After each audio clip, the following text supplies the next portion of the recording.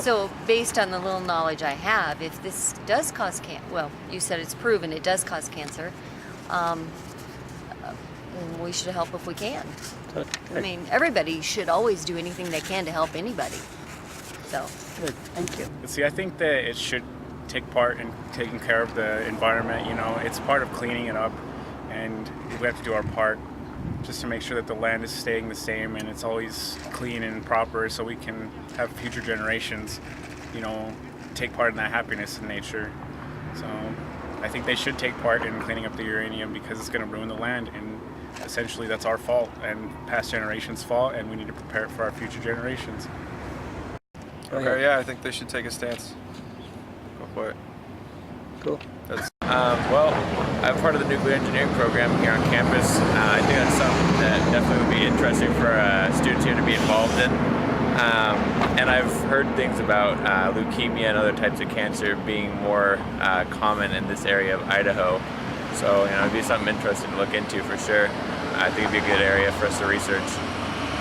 All right, so I think that it would be beneficial for the students who are going into like chemistry majors or majors like that deal with like these harmful and hazardous materials, because they would get a first-hand experience and first-hand knowledge. So if like the university would help with the cleanup, they could get the people who are going to be in fields like this out there to help, and then they can help, and it would benefit them in the careers they're going into, it would benefit them in the future. So it would be helpful for the university to get involved, because then all the students could help out. I honestly don't know very much about it, but just from what I've heard, from what you've told me, I'd suggest that bring it up with the ASISU student government, and then also they have a lot of power with the administration, so educate the Senate and then see if it's something that is really, really prevalent, and then if that's the case, then ISU and perhaps the city of Pocatello should work together to see what they can do.